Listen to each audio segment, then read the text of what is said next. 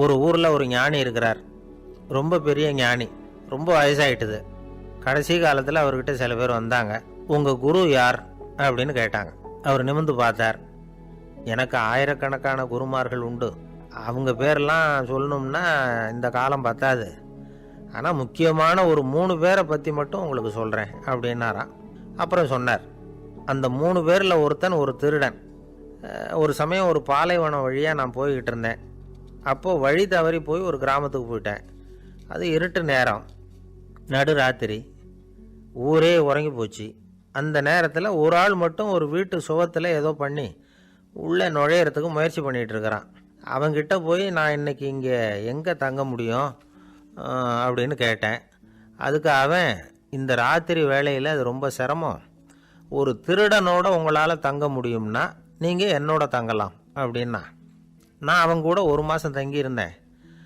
ஒவ்வொரு நாள் ராத்திரியும் இப்போ நான் என்னுடைய வேலைக்கு போகிறேன், நீங்கள் ஓய்வு எடுத்துக்கோங்க அப்படின்னு சொல்லிவிட்டு போவான். அவன் திரும்பி வந்த உடனே உனக்கு ஏதாவது கிடச்சிதான்னு நான் கேட்பேன். அதுக்கு அவன், இன்றைக்கி ராத்திரி ஒன்றும் இல்லை, நாளைக்கு மறுபடியும் முயற்சி பண்ணுவேன் அப்படின்பா. எப்பவும் அவன் நம்பிக்கை இழந்ததே கிடையாது. எப்பவும் சந்தோஷமாகவே இருப்பான். நானும் ரொம்ப காலமாக தியானம் பண்ணிக்கிட்டே இருந்தேன். ஒன்றுமே நடக்கலை. ஆனால் நான் என்ன பண்ணேன் தெரியுமா? மனசு வருத்தப்படும், நம்பிக்கை இழந்துருவேன். அப்போல்லாம் அந்த திருடனுடைய விடாமுயற்சி தான் ஞாபகத்துக்கு வரும். அதனால் அந்த திருடன் எனக்கு ஒரு குரு. என்னுடைய 2வது குரு யாருன்னா அது ஒரு நாய். இது எப்படின்னா, ஒரு சமயம் எனக்கு ரொம்ப தாகமாக இருந்தது. ஒரு நதியை நோக்கி போய்கிட்டு இருந்தேன். அப்போ ஒரு நாயும் வந்தது. அதுக்கும் தாகம். ஓடி வந்து ஆற்றை பார்த்துது. அதோட நிழல் வந்து ஆற்றுல தெரிஞ்சுது. அதை பார்த்ததும் பயந்துட்டுது. அதாவது அது தன்னுடைய சொந்த உருவத்தையே கண்டு பயந்தது. அதை பார்த்து குறைக்குது, திரும்பி ஓடிச்சு. ஆனால் அதுக்கு தாகம் அதிகமாக இருந்ததுனால அது மறுபடியும் திரும்பி வந்தது. பார்த்தா மறுபடியும் தண்ணியில் நாயோட உருவம் தெரியுது. இப்படி சில தடவை பண்ணிச்சு. இருந்தாலும் கடைசியில் தண்ணியில் குதிச்சுட்டுது துணிஞ்சி. இப்படி குதித்த உடனே அதோட உருவமும் மறைஞ்சுட்டுது. இதை பார்த்தேன். நான் என்ன புரிஞ்சுக்கிட்டேன்னா, எவ்வளவு தான் பயம் இருந்தால் கூட ஒருத்தன் தைரியமாக காரியத்தில் இறங்கணும் அப்படிங்கிறத புரிஞ்சுக்கிட்டேன். இந்த போதனை அந்த நாய்கிட்ட இருந்து எனக்கு கிடைச்சிது. இது ஒன்று. அடுத்தது என்னுடைய 3வது குரு யாருன்னா அது ஒரு சின்ன குழந்தை. நான் ஒரு சமயம் ஒரு நகரத்துக்கு போனேன். அங்கே ஒரு குழந்தை எரிகிற மெழுகுவத்தி ஒன்று எடுத்துக்கிட்டு வந்தது. நான் அந்த குழந்தைய பார்த்து வேடிக்கையாக கேட்டேன், ஏன் பாப்பா, இந்த மெழுகுவத்தியை நீயாவே கொளுத்துனியா அப்படின்னு கேட்டேன். ஆமான்னுது அந்த குழந்தை. சரி, இந்த மெழுகுவத்தி முன்னாடி எரியாமல் இருந்தது, இப்போ எரியுது. இந்த மெழுகுவத்திக்கு வெளிச்சம் எங்கேருந்து வந்தது, அதை எனக்கு காட்ட முடியுமா அப்படின்னு கேட்டேன் அந்த குழந்தைகிட்ட. இதுக்கு அந்த குழந்தை சிரிச்சுக்கிட்டு அந்த மெழுகுவத்தியை ஊதி அணைச்சுட்டுது. அதுக்கப்புறம் என்னை பார்த்து கேட்டுது, இப்போ இந்த மெழுகுவத்தியின் வெளிச்சம் போனதை பார்த்தீங்க இல்லையா, அது எங்கே போச்சுன்னு எனக்கு சொல்லுங்க அப்படின்னுது. அந்த குழந்தை இப்படி கேட்டதும் என்கிட்ட இருந்த ஆணவம் அழிஞ்சுட்டுது. நான் படித்ததெல்லாம் அந்த வினாடியில் சுக்கு நூறாக போட்டுது. என்னுடைய முட்டாள்தனத்தை நான் உணர்ந்தேன் அப்படின்னு இவ்வளவும் அந்த ஞானி விவரமாக சொன்னாராம். அதனால் நாம் இன்னார்கிட்டே இருந்து தான் இதை கற்றுக்கணுங்கிறது இல்லை, யாருக்கிட்டே இருந்தும் எதையும் கற்றுக்கலாம். நம்மால் ஒருத்தன் ஒரு நாய் வளர்த்துக்கிட்டு இருந்தான். அந்த நாய்க்கு வால் கிடையாது. யாரோ ஏற்கனவே வெட்டி எடுத்துட்டாங்க. இந்த நாய் தான் சார் எனக்கு குரு, அதுகிட்டே இருந்து கூட நான் பாடம் கற்றுக்கிட்டு இருக்கிறேன் அப்படின்னா. அப்படி என்ன கற்றுக்கிட்டேன் இந்த வால் இல்லாத நாய்கிட்டே இருந்து அப்படின்னு கேட்டோம். நாம் யாருக்கிட்டையும் வாலாட்டக்கூடாது அப்படிங்கிற பாடத்தை அதுகிட்டே இருந்து தான் நான் கற்றுக்கிட்டேன் அப்படின்னா. ஒரே ஒரு ஊரில் ஒரு பாதிரியார் இருந்தார். ரொம்ப நாள் சந்தோஷமாக வாழ்ந்தார். ஒரு நாள் அவர் மடத்து சமையல் அறையில் பாத்திரங்களை கழுவி துலக்கி சுத்தப்படுத்திக்கிட்டு இருந்தார். அந்த சமயத்தில் ஒரு தேவ தூதன் அவர் முன்னாடி வந்து நின்னான். இவர் நிமிர்ந்து பார்த்தார். ஆண்டவர் என்னை உங்ககிட்ட அனுப்பியிருக்கிறார், பரலோகத்தில் வாசம் செய்யறதுக்கு உங்களுக்கு நேரம் வந்துட்டுது அப்படின்னு அந்த ஆள். ஆண்டவருக்கு என்னோட ஞாபகம் வந்ததுக்கு நன்றி. ஆனாலும் இப்போ இங்கே நீயே பாரு, எவ்வளவு பாண்டங்கள் பாக்கி இருக்குது, இவ்வளவையும் நான் சுத்தப்படுத்த வேண்டியிருக்கு. நான் நன்றி கெட்டவனாக இருக்க விரும்பலை. இந்த பணியை முடிக்கிற வரைக்கும் என்னுடைய பரலோக வாழ்வை தள்ளி வைக்க முடியுமா, நீ என்ன நினைக்கிற அப்படின்னு கேட்டார். தேவதூதன் தனக்கே உரிய விவேகத்தோட அன்போட பாதிரியாரை பார்த்தான். சரி என்ன செய்யலாம்ங்கிறத அப்புறம் சொல்கிறேன் அப்படின்னு சொல்லிவிட்டு புறப்பட்டு போயிட்டான். ஒரு நாள் அந்த பாதிரியார் தோட்டத்தில் உள்ள களைகளை எல்லாம் ஒரு களை கொத்தியால் கொத்தி களை எடுத்துக்கிட்டு இருக்கிறார். அந்த சமயத்தில் இந்த தேவதூதன் மறுபடியும் அவர் முன்னாடி வந்து நிற்கிறான். பாதிரியார் பார்த்தார். இதை பாரு, இந்த தோட்டம் பூராவும் எவ்வளவு களை மண்டி கிடக்கு, பரலோகம் கொஞ்ச காலம் எனக்காக பொறுத்திருக்கலாம்னு நீ நினைக்கிறியா அப்படின்னு கேட்டார். தேவதூதன் சிரிச்சுக்கிட்டே மறுபடியும் மறைஞ்சிட்டான். மறுபடியும் அவர் களை எடுக்கிறது, தானிய களஞ்சியத்துக்கு வர்ணம் பூசுறது, இப்படிப்பட்ட வேலைகளில் ஈடுபட்டிருக்கார். இன்னொரு நாள் ஒரு மருத்துவமனையில் நோயாளிகளை கவனிச்சிக்கிட்டு ரொம்ப தீவிரமாக இருக்கிறார் அந்த பாதிரியார். ஒரு நோயாளியோட தாகத்துக்கு தண்ணீர் கொடுத்துட்டு நிமிர்ந்து பார்க்குறப்போ தேவதூதன் மறுபடியும் அவர் முன்னாடி வந்து நிற்கிறான். இந்த தடவை பாதிரியார் தன்னலமற்றவராக பேரன்பை காட்டக்கூடிய வகையில் தன்னுடைய 2 கைகளையும் உயர்த்தியபடி தேவதூதனின் கவனத்தை வந்து பிணியால் வாடக்கூடிய நோயாளிகளின் பக்கம் திருப்பினாராம். தேவதூதன் ஒன்றும் சொல்லலை, மறைஞ்சிட்டான். அன்னைக்கு சாயந்தரம் பாதிரியார் வந்து மடத்தில் உள்ள தன்னுடைய அறைக்கு போய் இளைப்பாறினார். யோசித்து பார்த்தார்.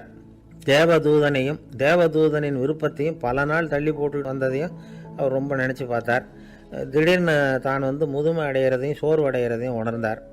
ஆண்டவரை நினச்சார். ஆண்டவரே, உம்முடைய தூதனை மறுபடியும் என்கிட்ட அனுப்புனா நான் சந்திக்கிறதுக்கு ஆவலாக இருக்கேன் அப்படின்னு சொல்கிறப்பவே தேவதூதன் பக்கத்தில் வந்து நின்னான்.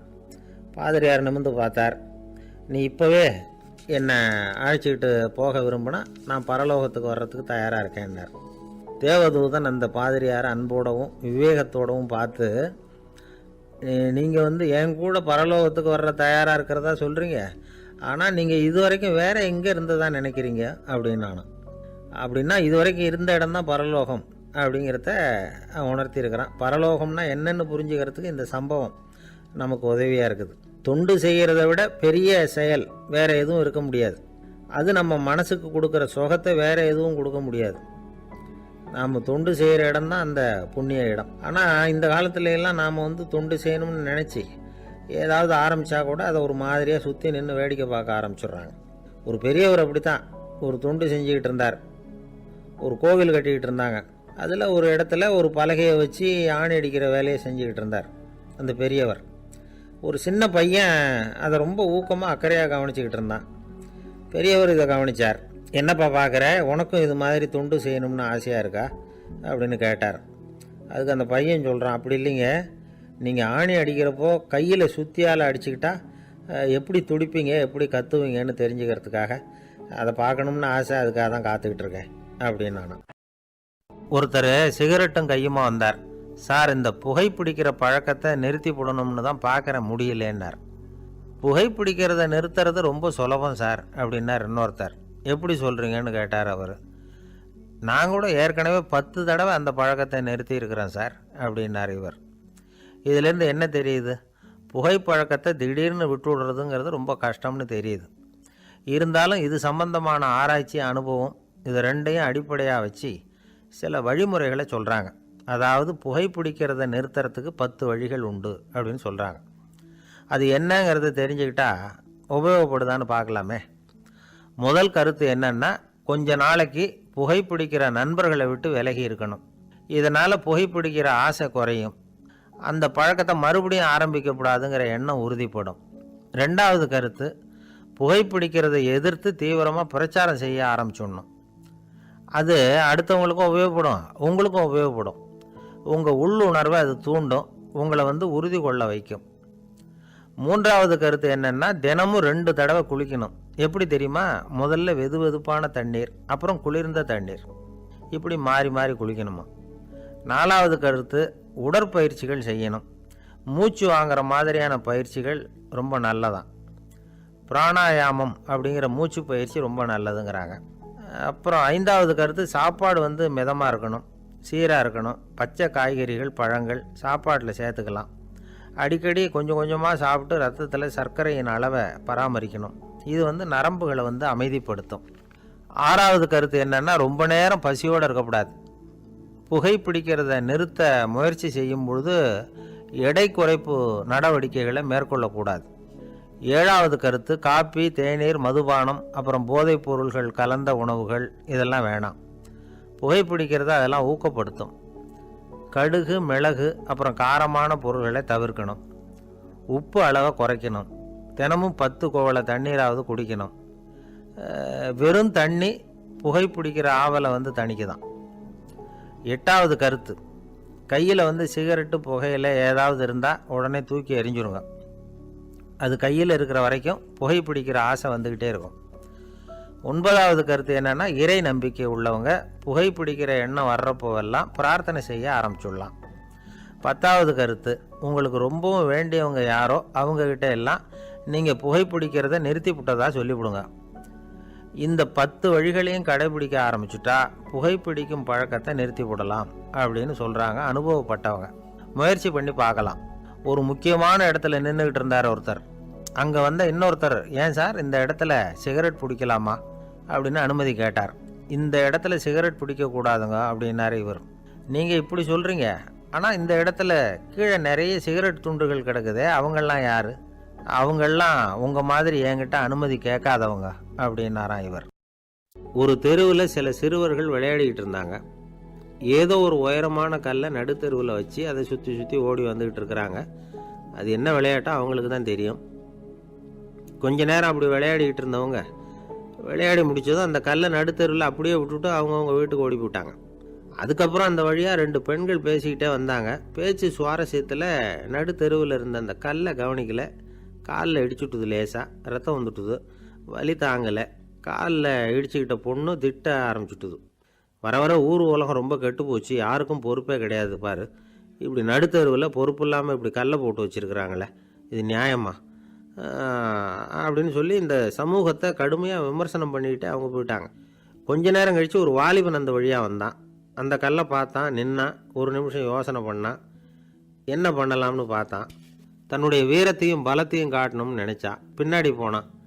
அப்புறம் வேகமாக ஓடி ஒரு சின்ன ஹை ஜம்ப் அப்படியே துள்ளி குதிச்சான். துள்ளி குதித்து தாண்டி அந்த பக்கமாக போய் விழுந்தான். அப்படியே விசில் அடிச்சுக்கிட்டு அவன் பாட்டுக்கு நடந்து போகிறான். அடுத்தபடியாக ஒரு காதல் ஜோடி அந்த வழியாக வந்தது. நடுத்தெருவில் கல் கண்ணில் பட்டது. அவங்க 2 பேரும் ரொம்ப நெருக்கமாக சேர்ந்து வந்துக்கிட்டு இருக்கிறாங்க. நடுவில் கல் இருக்கிறதுனால கொஞ்ச நேரம் 2 பேரும் விலகி மறுபடியும் இந்த பக்கம் சேர்ந்து போகணும். கொஞ்ச நேரம் நாம் பிரிய வேண்டி இருக்குதே அப்படின்னு வருத்தத்தோடு முணுமுணுத்துக்கிட்டே இந்த பக்கம் வந்தாங்க. அதுக்கப்புறம் வழக்கம் போல் சேர்ந்து அவங்க பாட்டுக்கு எதிர்காலத்தை பற்றி கற்பனை பண்ணிக்கிட்டே போயிட்டாங்க. கடைசியாக அந்த வழியாக பார்வை இல்லாத ஒருத்தர் வந்துக்கிட்டு இருக்கார். அவர் கையில் வழக்கமாக வச்சிருக்கிற அந்த ஊன்றுகோல், கையில் இருக்கிற அந்த ஊன்றுகோலால் தனக்கு முன்னாடி அப்படியே அப்படியே தட்டிக்கிட்டு பார்த்துக்கிட்டே அவர் மெதுவாக நடந்து வந்துக்கிட்டு இருக்கிறார். வழியில் இருக்கிற அந்த கல் தட்டுப்பட்டுது. உடனே நடுத்தெருவில் ஒரு கல் இருக்குங்கிறத அவர் புரிஞ்சுக்கிட்டார். உடனே குனிஞ்சார். அந்த கல்லை தடவி பார்த்து எடுத்தார். தெரு ஓரமாக கொண்டுட்டு போய் போட்டார். அதுக்கப்புறம் அவர் பாட்டுக்கு அவர் வழியில் நடந்து போனார். இப்போது இதில் பல பேர் வந்தாங்க போனாங்க. இவங்களில் பார்வை உள்ளவங்க யார், பார்வை இல்லாதவங்க யார்? இப்படி ஒரு கேள்வி கேட்டால் என்ன பதில் சொல்ல முடியும்? கொஞ்சம் யோசித்து பார்த்தா இன்றைக்கி பல பேர் இப்படி தான் இருந்துகிட்டு இருக்கிறோம். ஒரு ஆள் பார்க்குறதுக்கு பெரிய மனுஷன் மாதிரி இருக்கார். ஒரு தெரு வழியாக நடந்து வந்துக்கிட்டு இருந்தார். இருட்டு நேரம். வழியில் ஒரு பெரிய கல் கிடந்தது, கருங்கல். பார்த்தார். கொஞ்ச நேரம் யோசிச்சார். போய் தூக்கி பார்த்தா ரொம்ப கனமாக இருந்தது. இன்னொரு ஆள் சேர்ந்தாதான் தூக்க முடியும். இவர் உடனே ரோட்டு ஓரமாக போய் ஒரு மரத்தடியில் உட்காந்துக்கிட்டார். 2 பக்கமும் பார்த்துக்கிட்டே இருக்கார், யாராவது வர்றாங்களான்னு. கொஞ்ச நேரத்தில் ஒருத்தர் வந்தார். இவருக்கு தெரிஞ்சவர். என்னங்க இந்த நேரத்தில் இங்கே உட்காந்துருக்குறீங்கன்னு கேட்டார் அவர். அதுவும் அந்த கருங்கல் அப்படின்னு சுட்டி காட்டினார். ஓ, அதை தூக்கி ஓரமாக போடணுமா? வாங்க 2 பேரும் தூக்கலான்னார் வந்தவர். நான் அதுக்காக உட்காந்துருக்கலேன்னார் இவர். பின்ன வேற எதுக்காகன்னார் அவர். ஒரு மனுஷன் கருங்கல்லில் காலை இடிச்சுக்கிட்டான்னா எப்படி துள்ளுவான்னு பார்க்கணுங்கிறது எனக்கு ரொம்ப நாளாக ஒரு ஆசை, அதுக்காக தான் உட்காந்துருக்கிறேன் அப்படின்னாராம். இந்த உலகத்தில் எல்லாருக்கும் மகிழ்ச்சி தரக்கூடிய ஒரு பொருள் எது? இது ஒரு முக்கியமான கேள்வி. இந்த கேள்விக்கு பொருத்தமான ஒரு பதிலை உங்களால் சொல்ல முடியுமா? அதாவது கொஞ்சம் யோசித்து பார்த்தா பணம்னு சொல்லலாமா? இப்போ கையில் காசு இல்லாதவங்ககிட்ட ஒரு 10 ரூபாய் கொடுத்தா அது அவனுக்கு சந்தோஷத்தை கொடுக்கும். ஏற்கனவே வருமான வரி பிரச்சனையில் சிக்கி இருக்கிறவர்கிட்ட இன்னும் கொஞ்சம் பணம் இந்தாங்கன்னு சொல்லி கொடுத்தோம்னா அது அவருக்கு சங்கடத்தை தான் கொடுக்கும். அதனால் அந்த கேள்விக்கு பணங்கிறது பொருத்தமான பதிலாக இருக்க முடியாது. கேள்வி என்னன்னா, இந்த உலகத்தில் எல்லாருக்கும் மகிழ்ச்சி தரக்கூடிய ஒரு பொருள் எது? சரி, இனிப்புன்னு சொல்லலாமா? ஏன்னா எல்லாருக்கும் இனிக்க தானே செய்யும். அதுலேயும் ஒரு சிக்கல் இருக்குது. சர்க்கரை வியாதிக்காரங்களுக்கு அது என்ன சந்தோஷத்தையாக கொடுக்கும்? ஆக எல்லாருக்கும் வேறுபாடு எதுவும் இல்லாமல் மகிழ்ச்சியை கொடுக்கக்கூடியது வேற ஏதோ ஒன்று இருக்குது. அது என்னன்னு கண்டுபிடிக்கணும். அதுதான் இன்றைக்கி தகவல். இப்போ அதை கண்டுபிடிக்கணும்னா இந்த கதையை கேட்கணும். அது என்ன கதைன்னா, ஒரு ஊரில் ஒரு ராஜா இருந்தார். அவருக்கும் இதே சந்தேகம் வந்துட்டுது. அதாவது எல்லாருக்கும் இன்பம் தரக்கூடிய பொருள் எது அப்படின்னு. இதுக்கு பதில் தெரிஞ்சுக்கிறதுக்கு ஆசைப்பட்டார். சரி, அதுக்கு என்ன செய்யலாம்னு யோசனை பண்ணார். நாட்டு மக்களுக்கு பகிரங்கமாக ஒரு அறிவிப்பு கொடுத்தார். நம்ம நாட்டு மக்கள் இன்பம் தரக்கூடிய பொருள் எதுன்னு நினைக்கிறாங்களோ அதை கொண்டுகிட்டு வந்து அரண்மனையில் உள்ள கண்காட்சி மண்டபத்தில் வைக்கலாம். அப்படி அவங்க வைக்கிற பொருள்களில் எது எல்லாருக்கும் இன்பம் தரக்கூடியதாக இருக்குமோ அதை வச்சவருக்கு 1000 பொற்காசுகள் பரிசு அப்படின்னு அறிவிப்பு கொடுத்துட்டார். ஜனங்கள் இந்த அறிவிப்பை கேட்டாங்க. அதுக்கப்புறம் சும்மா இருப்பாங்களா? 1000 பொற்காசுன்னா சும்மாவா? அவங்க கையில் என்னென்ன கிடைச்சதோ அதையெல்லாம் கொண்டாந்து அரண்மனை காட்சி மண்டபத்தில் வச்சுட்டாங்க. அதுக்கப்புறமா ராஜா அங்கே வந்தார். ஒவ்வொன்றா பார்த்துக்கிட்டே வந்தார். முதல்ல ஒரு குயில் இருந்தது, இனிமையாக பாடக்கூடிய குயில். இந்த குயிலோட இன்னிசை எல்லாருக்கும் இன்பம் தரக்கூடியது தான். இருந்தாலும் காது கேட்காதவங்களுக்கு இந்த இசை எப்படி இன்பம் தர முடியும்? அதனால் இது சரியில்லைன்னு விட்டார். அடுத்தபடியாக போனார். அங்கே என்ன வச்சுருக்குறாங்கன்னு பார்த்தா ஒரு அழகான மயில் அங்கே தோகை விரித்து ஆடிக்கிட்டு இருக்குது. இந்த மயிலோட ஆட்டம் மனசுக்கு இன்பம் தரக்கூடியது தான். இருந்தாலும் பார்வை இல்லாதவங்க இந்த ஆட்டத்தை பார்த்து ரசிக்க முடியுமா? முடியாது. அதனால் இதுவும் சரியில்லை அப்படின்னு சொல்லிவிட்டார். அதுக்கு அடுத்தபடியாக போனார். பல வகையான இனிப்பு பண்டங்களை வச்சுருந்தாங்க. பார்த்தார், வயசானவங்களுக்கும் நோயாளிகளுக்கும் இது இன்பம் தராது, துன்பம் தான் கொடுக்கும் அப்படின்னார். இப்படி ஒவ்வொன்றா பார்த்துக்கிட்டே போகிறார். அழகான மலர்கள், கனிகள், ஓவியங்கள் எதுவுமே பொருத்தமாக தெரியல. சகல பேருக்கும் இன்பம் தரக்கூடிய வகையில் எதுவும் இல்லை. கடைசியாக வந்தார். அங்கே ஒரு களிமண் பொம்மை இருந்தது. அது என்ன பொம்மை தெரியுமா? பசியால் வாடி இருக்கிற ஒருத்தருக்கு ஒரு அம்மா இனிமையாக பேசிக்கிட்டு சோறு போடுறது மாதிரி அந்த பொம்மையை செஞ்சுருந்தாங்க. அதுக்கு கீழே அன்பு அப்படின்னு எழுதியிருந்துதான். ராஜா பளிச்சுன்னு ஒரு முடிவுக்கு வந்தார். அந்த பொம்மையை செஞ்ச சிற்பியை வரவழைச்சார், பரிசு கொடுத்தார். அன்பு ஒன்று தான் எல்லாருக்கும் இன்பம் அளிக்கக்கூடிய பொருள். காது கேட்காதவங்களும் அதை கேட்க முடியும், பார்வை இல்லாதவங்களும் அதை பார்க்க முடியும், குழந்தைகளும் அதை உணர முடியும் அப்படின்னு அதுக்கு விளக்கம் கொடுத்தார் அந்த மன்னர். இந்த உலகத்தில் எல்லாருக்கும் மகிழ்ச்சி தரக்கூடிய ஒரு பொருள் அன்பு தான்.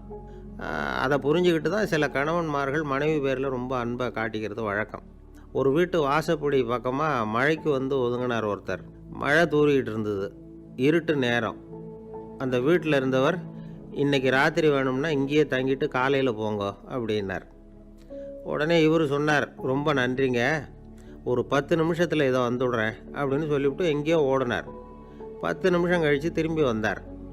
ஆமாம், எங்கே போயிட்டு வந்தீங்கன்னு கேட்டார் வீட்டில் இருந்தவர். நேராக எங்கள் வீட்டுக்கு போய் மனைவி கிட்ட இன்றைக்கி ராத்திரி இங்கேயே தங்கிக்கிறேன்னு சொல்லிவிட்டு வந்துட்டேன் அப்படின்னார் அவர். அன்புல இது ஒரு ரகம். ஒரு நாள் ஒரு தகப்பனார் தன்னுடைய பிள்ளையை அழைச்சிட்டு வந்தார். சார், இவன் சரியாக படிக்க மாட்டேங்கிறான், பெரியவங்களை மதிக்க மாட்டேங்கிறான், நீங்கள் கொஞ்ச நாள் இவனுக்கு குருவாக இருந்து நல்ல விஷயங்களை சொல்லி கொடுத்தா தேவையில்லைன்னார். பெரியவங்களையும் மதிக்காதவன் எப்படி என்ன மதிக்க போகிறான் அப்படிங்கிறது நமக்கு யோசனை வரும் இல்லையா? வேணாங்க, என்னை விட்டுருங்க அப்படின்னோம். அவர் விட மாட்டேன்னு விட்டார். இல்லைன்னா அவரே சிஷ்யன் ஆகிடுவார் போல இருந்தது. சரி, வேறு வழி இல்லாமல் அந்த பையனையே என்னுடைய சைடை நான் ஏற்றுக்கிட்டு உபதேசமெல்லாம் பண்ண ஆரம்பித்தோம். அதாவது குரு பக்தின்னா அது எப்படி இருக்கணுங்கிறத பற்றி சொல்லி கொடுத்தோம் அவனுக்கு. சதமகர் அப்படின்னு ஒரு குரு இருந்தார். அவருக்கு ஒரு சீடர். அவன் பேர் துளசி சைதன்யன், நைஷ்டிக பிரம்மச்சாரி.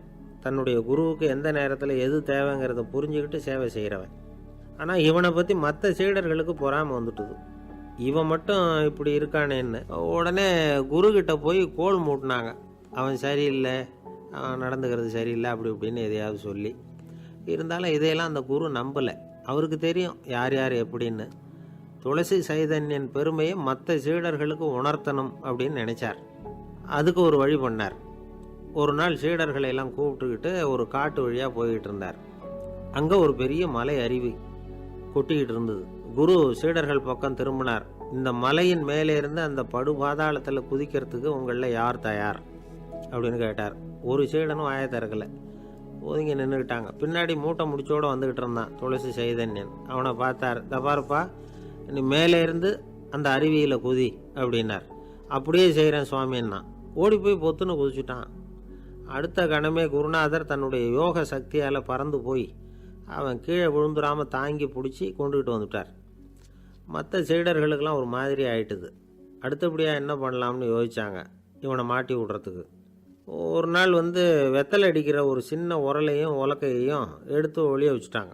சதமகர் சன்னியாசி இல்லை, அவர் வெத்தலை போடுவார். பல்லு சரியில்லை, அதனால் இடித்து தான் வெத்தலையை போடணும். திடீர்னு வெத்தலை பாக்கு கேட்டார். வழக்கமாக உரலில் இடித்து தர்றது தான் துளசியின் பழக்கம். உரலை தேடினா கிடைக்கல, என்ன பண்ணுறது? குரு கேட்டுவிட்டாரே, குரு சேவை தானே முக்கியம்.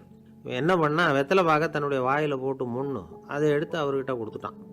குரு எதையோ படிச்சுக்கிட்டே அதை வாங்கி வாயில் போட்டுக்கிட்டார். துளசி இன்றைக்கி தாம்பூலம் நல்லா இடிக்கப்பட்டிருக்கு, ருசியாக வேறு இருக்குது, அதை இடித்த பாத்திரத்தை என் கண்ணால் பார்க்கணும்னு ஆசையாக இருக்குன்னு விட்டார்.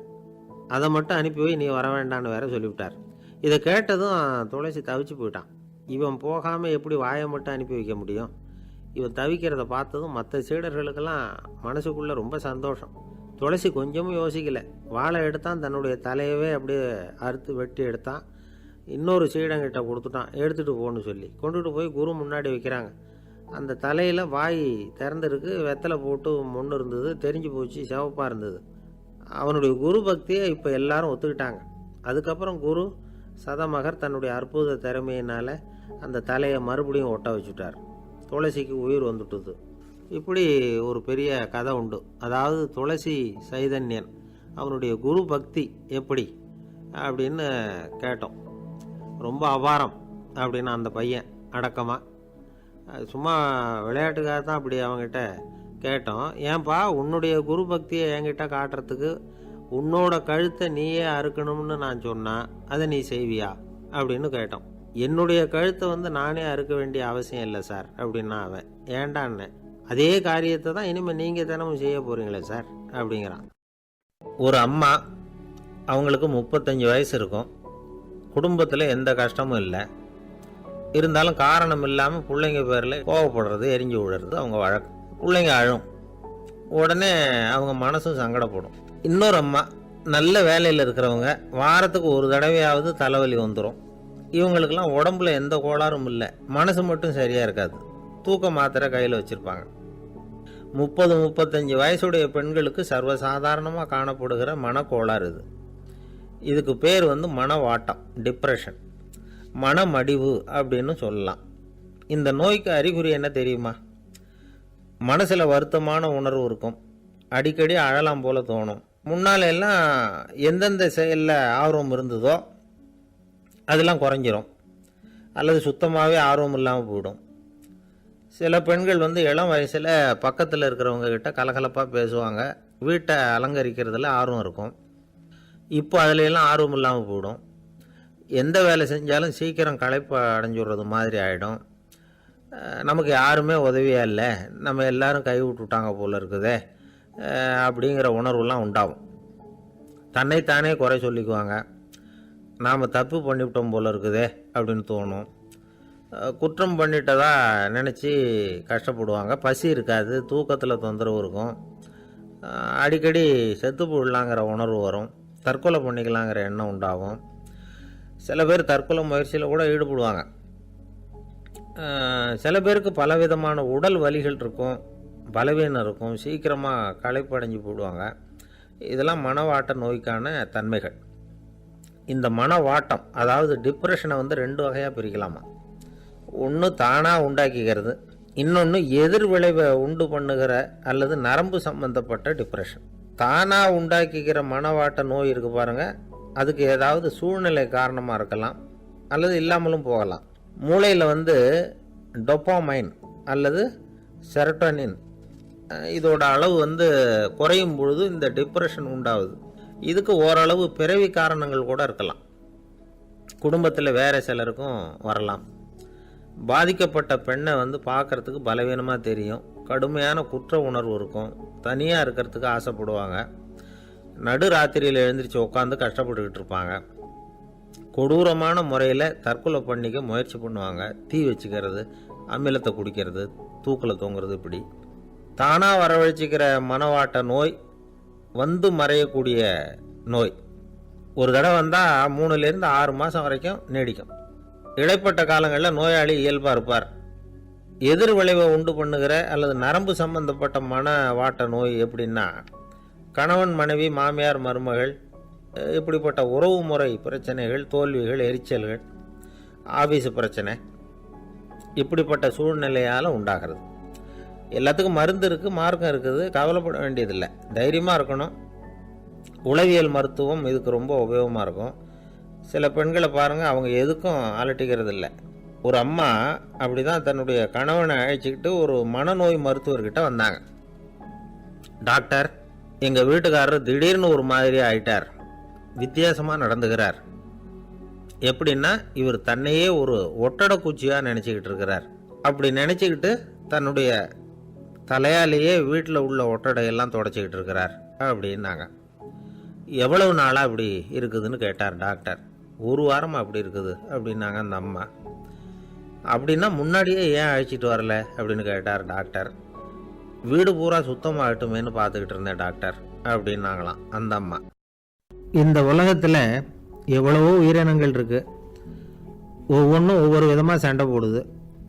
இப்போ 2 மாடு சண்டை போட்டுக்குதுன்னு வச்சுக்கோங்க, என்ன பண்ணும்? 2 முட்டிக்கும். அதுக்கு சண்டை போடுறதுக்கு ஆயுதமாக உபயோகப்படுறது அதோட கொம்பு. 2 சேவல் சண்டை போட்டுக்குதுன்னு வச்சுக்கோங்க, அதுக்கு ஆயுதமாக உபயோகப்படுறது அதோட கால் நகம். காலால் தான் அது ஒன்றோட ஒன்று சண்டை போட்டுக்கும்.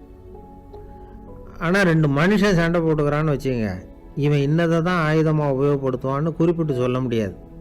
கல்லை எடுப்பான், கத்தி எடுப்பான், துப்பாக்கி எடுப்பான், என்ன வேணாலும் பண்ணுவான். வாயால் திட்டுவான், கையால் அடிப்பான், காலால் உதைப்பான், சகலகலா வல்லவன். விலங்குகள்லாம் பொதுவாக வாயை சாப்பிட்றதுக்கு மட்டும்தான் உபயோகப்படுத்துது. ஆனால் இவனுக்கு சாப்பிட்றதுக்கும் அதுதான், சாப்பிட்டு விட்டு திட்டுறதுக்கும் அதுதான். ஆனால் ஒரு விஷயத்தில் மட்டும் கெட்டிக்கிறேன். அதாவது நாம் சண்டை போட்டுக்கிட்டாலும் பரவாயில்லை, கோழிகள் சண்டை போடாமல் இருக்கணும் அப்படின்னு ஆசைப்படுறான். எதுக்காக? கோழிகள் சண்டை போடாமல் இருந்தால் நிறைய முட்டைகள் போடுமா, அதுக்காக தான் இந்த அக்கறை. கோழி பண்ணை வச்சுருக்கிறவங்களுக்கு இது ஒரு பெரிய பிரச்சனை. அதாவது பண்ணையில் இருக்கிற கோழிகளுக்குள்ளே அடிக்கடி சண்டை வந்துடும், அதனால் முட்டை உற்பத்தி குறைஞ்சிரும். சரி, இதுக்கு என்ன பண்ணுறது? பண்ணையில் போய் உட்காந்துக்கிட்டு தினமும் பஞ்சாயத்து பேசிகிட்டு இருக்க முடியுமா? அமெரிக்காவில் கோழி பண்ணை வச்சுருக்கிற ஒருத்தர் இதை பற்றி யோசனை பண்ணி பார்த்தாராம். ஒரு வழியையும் கண்டுபிடிச்சிருக்கார். கோழிக்கெல்லாம் மூக்கு கண்ணாடி மாட்டி விட்டுட்டோம்னா அது சண்டை போடுற குணம் குறைஞ்சிரும், முட்டை அதிகமாகிடும்.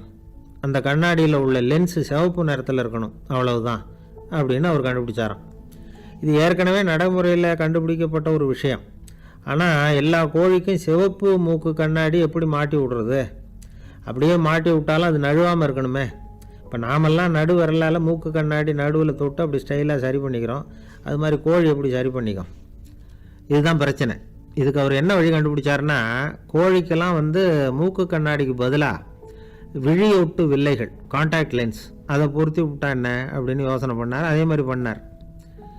அதே மாதிரி செஞ்சு பார்த்தார், வெற்றி. அதுக்கப்புறம் கோழியெல்லாம் சண்டை போட்டுக்கலையாம், சமாதான பிரியர்கள் ஆகிட்டு தான். கோழிகளுக்கு இயல்பாகவே சண்டை போடுற குணம் உண்டு. ஆனால் அதோட கண்ணுக்கு பார்க்குற பொருள்லாம் ரோஜா நிறத்துலையோ அல்லது இன்னும் சொல்லப்போனால் அழுத்தமான சிவப்பு நிறத்துலையோ தெரிஞ்சதுன்னா சண்டை போடுற குணம் குறைஞ்சிருதான். அந்த சமயத்தில் அது அதிகமாகவும் முட்டையிட ஆரம்பிச்சுடுதான்.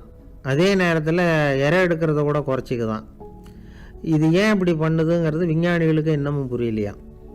எப்படியோ அமெரிக்க கோழிகள்லாம் கான்டாக்ட் லென்ஸ் பொருத்திக்க ஆரம்பித்தாச்சு. கோழி கழுத்தை பிடிச்சிக்கிட்டு ஒரு சில வினாடிகளில் அதை பொருத்தி போடுறாங்களாம். கோழியோட ஆயுள் பூரா அது அப்படியே இருக்குமா. பண்ணையில் முட்டை உற்பத்தி குறைஞ்சா இது மாதிரி விஞ்ஞானபூர்வமாக பரிகாரம் தேடுறது தான் நல்லது. நமக்கு வேண்டியப்பட்ட ஒருத்தர், அவர் ஒரு கோழி பண்ணை வச்சுருந்தார். அந்த பண்ணையில் பாதி கோழி திடீர்னு செத்து போச்சு. உடனே ஒரு கால்நடை மருத்துவர்கிட்ட போக வேண்டியது தானே, அங்கே போகல. உள்ளூரில் மந்திரம் பண்ணிகிட்டு இருந்த ஒரு சாமியார்கிட்ட போனார். அவர் காலில் விழுந்தார். சாமி, என் பண்ணையில் பாதி கோழி செத்து போட்டுதுன்னார். சாமியார் யோசனை பண்ணார். சரி, பண்ணையில் வாசப்படி கிழக்கு பக்கமாக வச்சுருக்கியா மேற்கு பக்கமாக வச்சுருக்கியான்னு கேட்டார். கிழக்கு பக்கமாக இருக்குன்னார் அவர். அதுதான் தப்பு, மேற்கு பக்கமாக அதை மாற்று சரியாக போடும்னாராம். அதே போல் இவர் போய் மாற்றிவிட்டார். அப்பவும் பாதி செத்து போச்சு. மறுபடியும் சொன்னார், சாமி மறுபடியும் பாதி கோழி செத்து போட்டுதேன்னார். சரி, கூரை எப்படி போட்டிருக்க, ஓடு போட்டிருக்கியா இல்லை கீத்து போட்டிருக்கியான்னார். ஓடு போட்டிருக்கேன்னாராம் அவர். அதுதான் தப்பு, அது கீத்து போட்டுரும் சரியாக போடும்னாராம். சரின்னு போய் அதையும் மாற்றி பார்த்தார். மறுபடியும் போயிட்டுது, கோழி செத்து போச்சு. வந்தார், மறுபடியும் பாதி செத்து போச்சு சாமின்னு வந்தார். இவரும் யோசனையை மாற்றி மாற்றி சொல்லிகிட்டே இருக்கிறார். இப்படி அவரும் மாற்றி மாற்றி பார்த்தார். 6வது தடவையாக அவரை தேடிட்டு வந்தார். அந்த சமயத்தில் இவர் ரொம்ப தீவிரமாக யோசனை பண்ணி பார்த்துட்டு, அது சரிப்பா, நீ என்கிட்ட சளைக்காமல் வந்துக்கிட்டு இருக்கிற, நானும் யோசனை சொல்லிகிட்டு இருக்கேன். இப்போவும் உங்ககிட்ட சொல்கிறதுக்கு என்கிட்ட யோசனை நிறையா இருக்குது, ஆனால் சோதிக்கிறதுக்கு உங்ககிட்ட கோழி இல்லையே, என்ன பண்ணுறது அப்படின்னாராம் இவர். ஆசைப்படுறதுல தப்பு இல்லை, ஆனால் அந்த ஆசை தேவைக்கு தகுந்த மாதிரி இருக்கணும். தேவைக்கு மீறிய ஆசைகள் இருக்குது பாருங்கள், அது தேவையில்லை. இந்த கருத்தை வலியுறுத்தது மாதிரி ஒரு கதை உண்டு. தேவேந்திரனுக்கு திடீர்னு வீடு கட்டணும்னு ஒரு ஆசை வந்துதான். வீடுன்னா நாம் கட்டுற மாதிரி இல்லை. தேவேந்திரன் வீடுன்னா சும்மாவா, ஒரு பிரம்மாண்டமான அரண்மனை கட்டணும். அது மாதிரி இந்த 3 லோகத்துலேயும் ஒரு அரண்மனை கிடையாது அப்படின்னு எல்லாரும் சொல்லணும். இது அவனோட ஆசை. உடனே தேவ தச்சரான விஸ்வகர்மாவை கூப்பிட்டான், உத்தரவு போட்டான். விஸ்வகர்மா தன்னுடைய உதவியாளர்களை எல்லாம் கூப்பிட்டு ஒன்றா சேர்த்துக்கிட்டார். படாத பாடுபட்டு ஒரு பெரிய அரண்மனையை கட்டி முடித்தார். கட்டி முடிக்க 1000 வருஷம் ஆச்சு. தேவேந்திரன் பார்க்குறான். அவனுக்கு திருப்தி ஏற்படலை. என்னுடைய அந்தஸ்துக்கு இது ரொம்ப சாதாரணமான கட்டிடம், இதை விட இன்னும் பெருசாக கட்டு அப்படின்னா. தேவ தச்சர் திணறி போயிட்டார். அவரால் அதுக்கு மேலே எதுவும் செய்ய முடியல. என்ன பண்ணுறதுன்னு யோசனை பண்ணார். நேராக நாரதர் காலில் போய் விழுந்தார். நீங்கள் தான் என்னை இந்த பிரச்சனையிலேருந்து காப்பாற்றணும்னார். நாரதர் யோசனை பண்ணார். சரி, கவலைப்படாதேன்னார். நேராக இந்திரன்கிட்ட போனார். இந்திரன் நாரதரை பார்த்த உடனே வாங்கன்னு கூட்டிகிட்டு போய் அரண்மனையை காட்டினான். இது மாதிரி ஒரு அரண்மனையை நீங்கள் வேறு எங்கேயாவது பார்த்துருக்குறீங்களா அப்படின்னு ரொம்ப பெருமையாக கேட்டான். நான் பார்த்ததில்லை, ஆனால் என்னை விட வயசில் மூத்தவர் மகரிஷி லோமேசர், அவர் ஒரு வேளை பார்த்துருக்கிறாரா என்னமோ அப்படின்னார். உடனே அவரை மனசில் நினச்சி தியானம் பண்ணினார். அடுத்த கணம் லோமேசர் அங்கே வந்தார். இடையில் ஒரு சின்ன துண்டு, கையில் ஒரு கமண்டலம், தலையில் ஒரு பாய், அவ்வளவுதான் அவர்கிட்ட இருந்தது. எதுக்காக தலையில் இந்த பாய் அப்படின்னு கேட்டான் இந்திரன். என்ன மாதிரி அற்ப ஆயுள் உள்ள ஒரு ஜீவன் தனியாக வீடு கட்டிக்கிட்டு திண்டாடணுமா? இந்த பாய் தான் ஒரு வீடு மாதிரி எனக்கு நிழல் கொடுக்குது அப்படின்னார் அவர். என்னது, உங்களுக்கு அவ்வளவு கொஞ்சமான ஆயுளா அப்படின்னு ஆச்சரியத்தோடு கேட்டான் இந்திரன். ஆமாம், இதை பாரு, என்னுடைய மார்பில் ஒரு பொற்காசு அளவுக்கு ரோமம் உதிர்ந்துட்டுது. எப்போ என் உடம்புல உள்ள எல்லா ரோமமும் உதிர்ந்துருமோ அப்போ என்னுடைய ஆயுள் முடியும் அப்படின்னார். எப்போ அந்த ரோமங்கள் பூரா உதிரும்னு கேட்டான் இவன். ஒரு பிரம்மா மறைஞ்சதும் ஒரு ரோமம் உதிரும். என் உடம்புல உள்ள ரோமங்களின் எண்ணிக்கை எவ்வளவோ அவ்வளவு பிரம்மாக்கள் தோன்றி அவங்க ஆயுள் முடியும் பொழுது என் உடம்புல உள்ள ரோமங்கள் பூரா உதிரும் அப்படின்னார். அப்படின்னா ஒரு பிரம்மாவோட ஆயுள் எவ்வளவு காலம்னு கேட்டான். ஒரு பிரம்மாவுக்கு 100 தேவ வருஷம். ஒவ்வொரு தேவ வருஷத்துக்கும் 365 தேவ நாள். ஒவ்வொரு தேவ நாள்லேயும் ஒன்றை மாதிரி 14 இந்திரர்கள் தோன்றி மறைகிறாங்க அப்படின்னு மகரிஷி லோமேசர் சொல்கிறார். இதை கேட்டதும் இந்திரன் ஆடி போயிட்டான். அவ்வளவு ஆயுள் உள்ள இவரே அற்ப ஆயுள்னு சொல்கிறார். நான் என்னுடைய ஆயுளை பெருசாக நினச்சிக்கிட்டு பிரம்மாண்டமான அரண்மனை கட்டணும்னு ஆசைப்படுறேனே அப்படின்னு நினச்சான். எனக்கு வீடு கட்டின வரைக்கும் போதும்னு விட்டான். அதனால் நாமெல்லாம் நம்முடைய தேவைக்கு தகுந்த மாதிரி ஆசைப்படுறது தான் நியாயம். ஆனால் அப்படியே நடந்துக்கிறோம். மனுஷன் கடவுளையே ஏமாற்றி காசு வாங்கிறதுக்குள்ள ஆசைப்படுறான். ஒருத்தன் கடவுளை நினச்சி தவம் இருந்தான். கடவுள் நேரில் வந்தார். தேவலோகத்தில் ரூபாய்க்கெல்லாம் என்ன மதிப்புன்னு கேட்டான். அங்கெல்லாம் ரூபாய்ங்கிறது உங்கள் பணத்தில் 1 கோடி ரூபாய்க்கு சமம். அதாவது தேவலோகத்தில் 1 ரூபான்னா இங்கே 1 கோடி ரூபா. அது மாதிரி எங்களுக்கு ஒரு நாளுங்கிறது உங்கள் கணக்கில் 1 கோடி வருஷத்துக்கு சமம் அப்படின்னார் கடவுள். அப்படின்னா எனக்கு நீங்கள் அதிகமாக எதுவும் தர வேணாம், உங்கள் கணக்குப்படி ஒரே 1 ரூபா கொடுங்க, அது போதும்னா இவன் ரொம்ப சாமர்த்தியமாக. கடவுள் யோசனை பண்ணார். அது ஒன்றும் கஷ்டம் இல்லை, 1 ரூபா தானே கேட்குற, கொடுத்துட்றேன். ஆனால் இப்போ வரும்பொழுது நான் எடுத்துக்கிட்டு வரல, எங்கள் கணக்குப்படியே 1 நாள் பொறுத்துக்க பணத்தோடு வந்துடுறேன் அப்படின்னு சொல்லிவிட்டு பறந்து போயிட்டார். பறந்து போய்கிட்டு இருந்தார். அவர் தோளில் ஒரு பெரிய துணி மூட்டை, அதை சுமந்துக்கிட்டு கடத்தெருவை நோக்கி அவர் போய்கிட்டு இருக்கிறார். வழியில் அவரை சந்தித்தார் உமர்.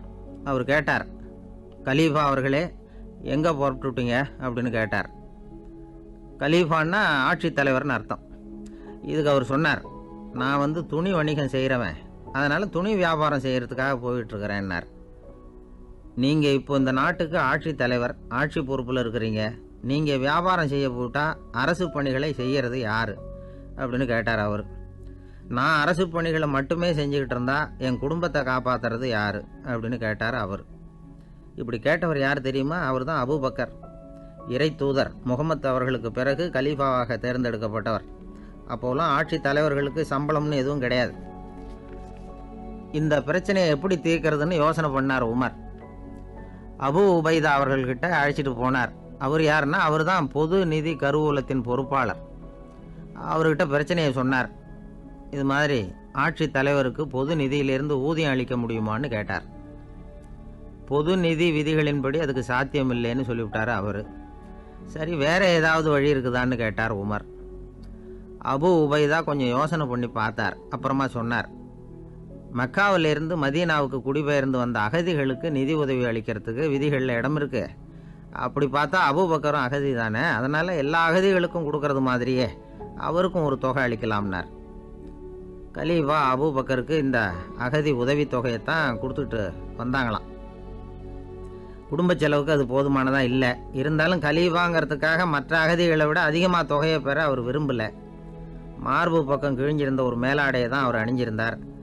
அவருடைய துணைவியார் அஸ்மா, அவங்க ஒரு நாள் தேன் அருந்த ஆசையாக இருக்குன்னாங்களாம். நமக்கு கிடைக்கிற ஊதியம் குடும்ப செலவுக்கே போதுமானதா இல்லையே, இந்த நிலையில் தேன் வாங்கிறதுக்கு காசுக்கு நான் எங்கே போவேன்ருக்கார் அவர். கொஞ்ச நாள் கழித்து அவங்க ஒரு தொகையை அவர்கிட்ட கொடுத்து தேன் வாங்கிட்டு வர சொன்னாங்களாம். இவருக்கு ஆச்சரியம், ஏது இந்த பணம்னு கேட்டிருக்காரு. நீங்கள் தினமும் குடும்ப செலவுக்காக கொடுத்துக்கிட்டு வந்த பணத்தில் கொஞ்சம் கொஞ்சமாக மிச்சப்படுத்தி வச்சேன்னாங்களாம். அபூபக்கர் அந்த பணத்தை எடுத்துக்கிட்டு நேராக பொது நிதி கருவூல பொறுப்பாளர்கிட்ட போனார். இந்த பணத்தை பொது நிதியில் சேர்த்துருங்க, இது அதிகப்படியாக எனக்கு தரப்பட்டு வந்த ஊதியம், அடுத்த மாதத்துலேருந்து இந்த தொகையை குறைச்சிங்கன்னு வேற சொல்லிவிட்டாராம். பசியை தணிக்க தேவையான அளவு உணவு, ஒரு ஜோடி உடை, இதை தவிர கூடுதலாக மக்கள் பொது நிதியிலிருந்து வாங்கிக்கிறதுக்கு என் குடும்பத்தாருக்கு உரிமை இல்லை அப்படின்னு சொல்லி கண்டிப்பாக சொல்லிவிட்டாராம். அவர் வாங்கிட்டு வந்த இந்த குறைந்த ஊதியம் கூட அவர் மனசை உறுத்திக்கிட்டே இருந்தது. கடைசி நேரம் அவர் தம்முடைய மகள் ஆயிஷா அவர்களை அழைச்சார். மகளே, இதுவரைக்கும் பொது நிதியிலிருந்து நான் வாங்கிட்டு வந்த தொகை என்னுடைய இதயத்தில் பாரமாக அழுத்திக்கிட்டு இருக்கு. என் தோட்டத்தை விற்று அதில் வர்ற பணத்திலேருந்து நான் இதுவரைக்கும் வாங்கிட்டு வந்த ஊதிய தொகையை கணக்கு போட்டு பொது நிதியில் சேர்த்துடு அப்படின்னாராம். பதவி ஏற்கிறதுக்கு முன்னாடி தன்கிட்ட இருந்ததை விட இப்போ கூடுதலாக என்ன சொத்து இருக்குன்னு பார்த்துருக்கார். ஒரு ஒட்டகம், ஒரு கோப்பை, ஒரு பணியாள். இதையும் அடுத்தபடியாக கலீஃபாவா வர்றவர்கிட்ட ஒப்படைச்சிருங்க அப்படின்னு விட்டாராம். அதே மாதிரி அடுத்து வந்த உமர்கிட்ட ஒப்படைச்சாங்க. அப்போ உமர் சொன்னாராம், அபூபக்கரே, இந்த முன்மாதிரியால் உங்களுக்கு பிறகு இந்த ஆட்சி பொறுப்பை ஏற்கிறவர்களை பெரும் நெருக்கடிக்கு ஆளாகி விட்டீங்க அப்படின்னு சொல்லி ரொம்ப கண் கலங்கினாராம். கடைசியாக அபூபக்கர் தன்னுடைய குடும்பத்தாருக்கு விட்டு சென்ற சொத்து ஒரு படுக்கை விரிப்பு, ஒரு போர்வை, அவ்வளவுதான். இது சிந்திக்க வேண்டிய ஒரு செய்தி. ஒரு ஊரில் ஒரு மன்னர் இருந்தாராம். அமைச்சர் அவர்கிட்ட சொன்னாராம், மன்னா, நம்ம ராஜ்யத்தில் இனிமே லஞ்ச ஊழலே இருக்காதுன்னாராம். ஆஹா, அப்படின்னா ஊழல் பேர் வழிகளையெல்லாம் நாடு கடத்தியாச்சா அப்படின்னு கேட்டிருக்காரு மன்னர். இதுக்கு அவர், அப்படி இல்லைங்க, இனிமேல் கொடுக்கறதுக்கு ஜனங்கள்கிட்ட பணமே இல்லை அப்படின்னாராம்.